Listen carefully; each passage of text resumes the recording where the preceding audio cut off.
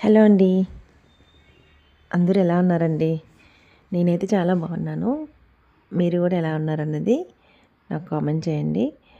అలానే నా ఛానల్ ఎవరైనా కొత్త వాళ్ళు చూసినట్టయితే తప్పకుండా సబ్స్క్రైబ్ చేసుకోండి. అన్నీ కూడా ఉపయోగకరమైన వీడియోలే నేను ఇంకా వేస్తాను వీడియోస్. అలానే ఇప్పుడు మనం ఏంటంటే ఫస్టు ఏదైతే రేషన్ ఉందో తెచ్చుకొని పెట్టుకుంటాం కదా!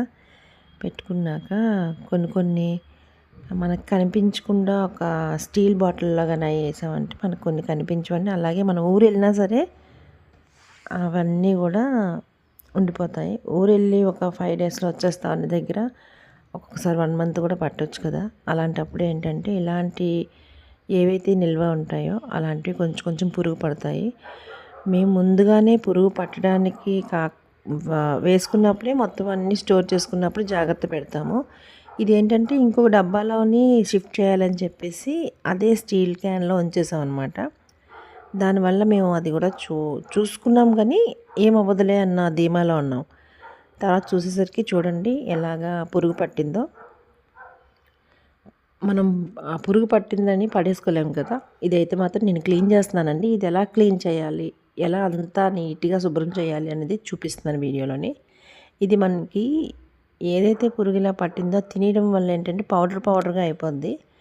పురుగు అనేది మనకు కనిపించదండి, చిన్నగా ఉంటుందన్నమాట. దానివల్ల అయితే మనకు అస్సలు కనిపించదు.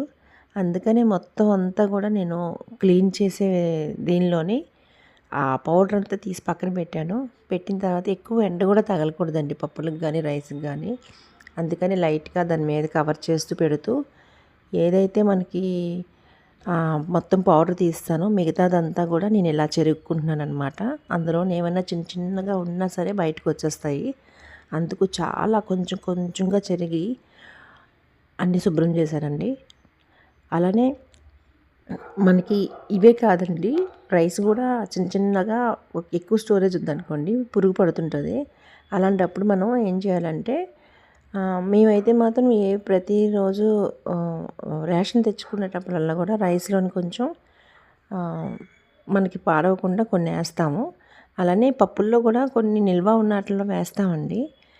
కానీ దీన్ని చెప్పాను కదా, మనం స్టోర్ చేసుకునేటప్పుడు ఆ హడావుడిలోనైతే స్టీల్ క్యాన్లు వేయడం వల్ల మేము కొంచెం మర్చామన్నమాట. దానివల్ల మనకి ఇలా పురుగు వచ్చింది. అందులో మేము ఊరు వెళ్ళామండి. ఊరు వెళ్ళి వచ్చేసరికి ఇలా వచ్చిందనమాట. చూసారు ఎంత పొడుగు వచ్చిందో పౌడర్లా చేసేసి. నేనైతే మొత్తం అంతా ఇలా శుభ్రం చేశానండి. చూసారా మళ్ళీ మనం ఎలాగైతే కొన్నామో అలాగే పప్పు అంతా క్లీన్ చేశాను. ఏం లేదండి, అది కొంచెం అలా పౌడర్ తీసేసి ఎండలో పెట్టి చెరిగేసుకుంటే మొత్తం ఉన్నది లేనిది వచ్చేస్తుందండి. వచ్చిన తర్వాత మనకు క్లీన్ అయిందా లేదని మళ్ళీ రెండోసారి మళ్ళీ శుభ్రం చేసుకోవాలి. ఇగోండి ఇలాగా మనం ప్లాస్టిక్ డబ్బా అంటే సేఫ్ అండి అసలు చెప్పాలంటే. అది మనకి క్లియర్ తెలుస్తుంది. నేనైతే ఈ పురుగు పట్టకుండా బిర్యానీ ఆకు లవంగాలు ఫస్ట్ లేయర్ వేస్తున్నానండి. మళ్ళీ సెకండ్ లేయర్ అనేది మార్చేయాలి. ఎందుకంటే ఇది ఆల్రెడీ పురుగు పట్టింది కనుక మనం ఇంకా కొంచెం ఎక్కువ సేఫ్టీగా వేసుకోవాలన్నమాట. అందుకే ఇదైతే మాత్రం నేను క్లీన్ చేసే విధానంలో అయితే మాత్రం పురుగు అయితే అస్సలు ఇంకా లేదు, రాదు కూడా. ఇప్పుడైతే మాత్రం స్టోర్ చేసే విధానంలో అయితే కొంచెం నేను మార్పులు చేస్తున్నాను. బిర్యానీ ఆకు లవంగాలు వేస్తే అవి చాలా కొంచెం ఎక్కువ పవర్ ఉంటాయండి, అందుకు పురుగు రాదనమాట. నేను తర్వాత ఇంకొక లేయర్కి వేరే మారుస్తానమాట. ఇగోండి ఎండుమిర్చి ఉంది కదా, ఎండుమిర్చి కూడా మనం వేసుకుంటే అవి వాటికి అస్సలు పురుగు చేరదండి. నేను ఇప్పుడైతే మాత్రం ఇది వీడియో చేసి 1 మంత్ అవుతుంది. ఈ 1 మంత్ తర్వాత కూడా నాది ఏదైతే మినపప్పు ఉందో అది స్టోరేజ్లో ఉంది. నేను చెక్ చేసుకుంటూనే ఉన్నానండి. అస్సలు ఇంకా పురుగే రాలేదు. అలానే మీకు ఎవరికైనా ఈ వీడియో నచ్చిందంటే తప్పకుండా షేర్ చేయండి, లైక్ చేయండి. అలాగే కొత్త వాళ్ళు ఎవరైనా చూస్తే సబ్స్క్రైబ్ చేసుకోండి. ఇంకా మంచి ఇన్ఫర్మేషన్ వీడియోలతో మళ్ళీ మీకు వస్తాను. ఇగోండి లాస్ట్లో అయితే మాత్రం ఇలా నేను బిర్యానీ ఆకు ఎండుమిర్చి కూడా వేసేసి నేను ఇంకా మూత పెట్టేసుకుంటున్నాను. ఇదే పప్పు వాడుతున్నామండి. ఇప్పుడు చాలా బాగుంది. థ్యాంక్ యూ ఫర్ వాచింగ్ అండి. బాయ్ అండి.